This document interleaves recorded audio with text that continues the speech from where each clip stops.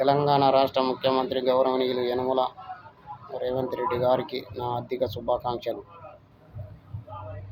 ఆయన తెలంగాణ రాష్ట్ర ప్రజాపాలన అందిస్తూ పేదల పట్ల ఎంతో శ్రద్ధ వహిస్తూ పేదల ఆర్థిక స్తోమత పెరగాలని ఎన్నో సంక్షేమ పథకాలు అందిస్తూ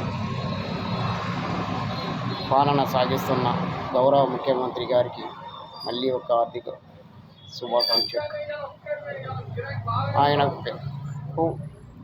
ఆయనకు పేదల పట్ల గౌరవం 2014 నుంచి అప్పటి నుంచి ఎమ్మెల్సీగా ఉన్నప్పుడు సందే కావచ్చు. నేను మాత్రం 2014లో అప్పుడు తెలుగుదేశం పార్టీ ఎమ్మెల్యేగా ఉన్నప్పుడు ఆనాడు టీఆర్ఎస్ ప్రభుత్వం ఆయనని అసెంబ్లీ నుంచి బర్తరఫ్ చేసి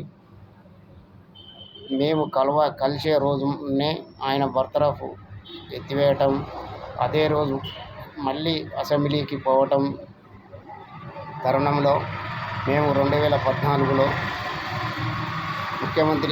ఈనాటి ముఖ్యమంత్రి ఆనాటి ఎమ్మెల్యే గారిని ఆయనని ఒక సమస్య గురించి కలవటం జరిగింది.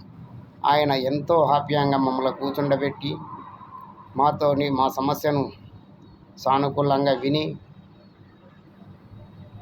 ఆ సమస్యను తీర్చాలంటే నేను మీ ఊరికి వస్తాను అని మాకు మాట కూడా ఇవ్వటం జరిగింది.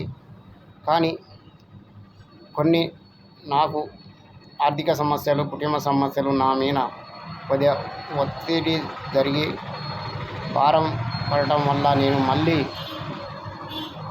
గౌరవనీయులు ముఖ్యమంత్రి గారిని మళ్ళీ ఎప్పుడు కలవకపోవటం జరిగింది.